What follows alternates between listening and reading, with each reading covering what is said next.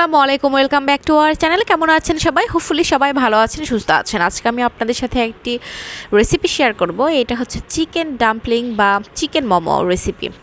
তো এর জন্য আমি চিকেন ব্রেস্ট পিস নিয়েছি একটা চিকেনের, আর এর মধ্যে 6 থেকে 7টি কাঁচামরিচ দিয়ে এখন আমি ব্লেন্ড করে ফেলবো।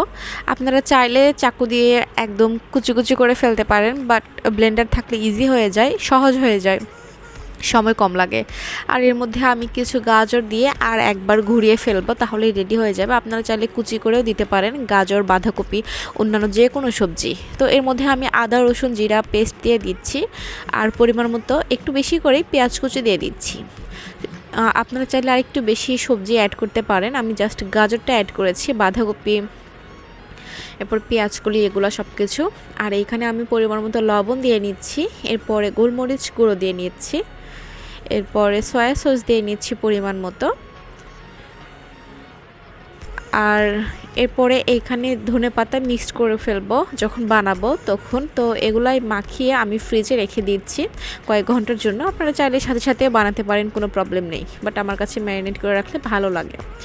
আর এইখানে এখন আমি এটা কয়েক ঘন্টা পরে ময়দা নিয়ে নিয়েছি 2 কাপের মতো। এর মধ্যে পরিমাণ মতো লবণ দিয়ে দিচ্ছি, আর তেল দিয়ে দিচ্ছি 2 চামচের মতো। সুন্দর করে মাখিয়ে হালকা কুসুম গরম পানি, যেটা সেই পানি দিয়ে সুন্দর করে একটা ডো করে নিব। যেরকমটা হয়, খুব বেশি নরম না শক্তও না, এরকম সফট একটা ডো হবে আর কি। আর ডোটা বানানোর পরে আমি 1 চামচ তেল দিয়ে সুন্দর করে মাখিয়ে রেখে দিব। যে কোনো ডোতে তেল দিয়ে মাখিয়ে রাখলে অনেক বেশি সফট হয়, আর সব কিছু বানাতে অনেক বেশি ইজি হয়ে যায়। এইটা একটা ট্রিক্স বলতে পারেন। তো এটাকে সুন্দর করে আমি ঢেকে রেখে দিব 10 থেকে 15 মিনিটের জন্য।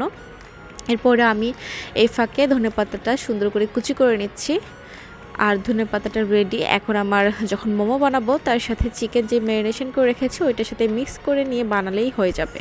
তো এখন আমি যে ডোটা বানিয়ে রেখেছি সেটা থেকে সুন্দর করে ছোট ছোট লেচি কেটে নিব।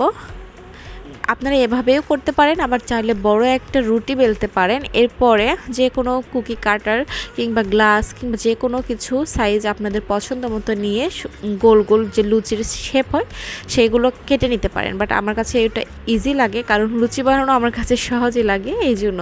তো আমি এভাবে করে বানিয়ে নিয়েছি সবগুলো। আর দেখতে একটু রাউন্ড কম মনে হতে পারে, বাট প্রবলেম নেই, মোমো বানানোর পরে দেখতে অনেক বেশি ভালো লাগবে। আর এই যে ধনেপাতা অ্যাড করার পরে আমি এখানে পরিমাণ মতো দিয়ে নিলাম। এরপরে আমি 4 সাইড দিয়ে নর্মাল যে পানি ওইটা দিয়ে নিয়েছি, একটা আঠার কাজ করবে পানি দিলে।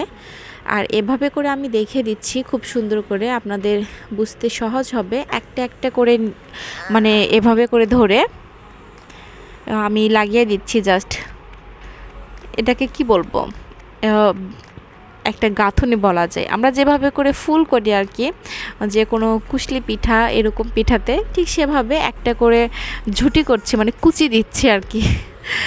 তো এভাবে করে কুচি দিয়ে দিয়ে সুন্দর মতো একটা শেপ হয়ে গেল, গোল শেপ। তো মানে লুচিটা আমার যে শেপই হোক না কেন, মোমো কিন্তু খুব সুন্দর একটা শেপে চলে এসেছে। তো এভাবে করে মুখটা সুন্দর করে একটু মুড়িয়ে নিচ্ছি, যাতে করে স্টিম করার সময় ফেটে না যায়। তো এই তো রেডি হয়ে গেছে।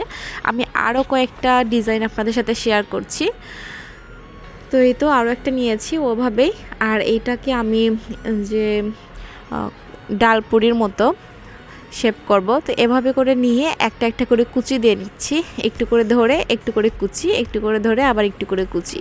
তো যেহেতু পানি দেওয়া আছে, খুব সুন্দর আঠার মতো কাজ করে, একদমই খুলে যায় না, স্টিম করার সময় একদম খুলবে না। আর খুব সুন্দর লাগে প্রত্যেকটা ডিজাইন আমার কাছে। বাট সব থেকে ভালো লাগে ওই যে প্রথমটা যেটা দেখালাম, ওইটা দেখতে খুবই ভালো লাগে। যেহেতু সেলের জন্য নয়, তাই প্রত্যেকটা যে আমার সেম টু সেম সাইজ হতে হবে এরকমটা না, এই জন্য আমি ছোট ছোট মানে লেচি কেটে বানিয়েছি। আর এই যে একটা হাড়ির মতো বানিয়ে ফেললাম, মুখ খোলা, এই ডিজাইনটাও হয়ে যায় অনেক সহজে। তো সবগুলো দেখিয়ে দিলাম। এখানে পানি গরম হওয়ার জন্য বসিয়ে দিয়েছি, বলক চলে এসেছে। আর এইভাবে একটা ঝাঁঝরি দিয়েছি, আর ঝাঁঝরিতে তেল ব্রাশ করার কোনো প্রয়োজন নেই, এমনিতে উঠে আসবে খুব সুন্দর করে স্টিম হয়ে নিলে, তেল নষ্ট করার কোনো দরকার নেই। তো এভাবে করে একটা একটা করে সবগুলো দিয়েছি, একটু ফাঁকা করে রেখেছি কারণ স্টিম হওয়ার পরে মোমোগুলো একটু ফুলে যায়, এই জন্য জায়গা রাখতে হবে। তো এটা মানে মাঝারি থেকে অল্প আঁচে রাখবো 20 থেকে 25 মিনিটের মতো, তাহলে কুক হয়ে যাবে। আর এরপরে সবগুলো মোমো আমি উঠিয়ে ফেলবো।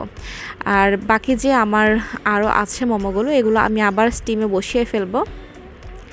আর আপনাদেরকে দেখাচ্ছি ভিতরে কতটা সুন্দর হয়েছে, আর খেতে এত দারুণ ছিল কি বলবো। এই যে রেডি, আমি তেঁতুলের সস দিয়ে সার্ভ করেছি। আমার চ্যানেলে রেসিপি দেওয়া আছে তেঁতুলের সসের, চাইলে দেখে নিতে পারেন। টমেটো সস, তেঁতুলের সস, যে কোনো সস দিয়ে অনেক বেশি মজার।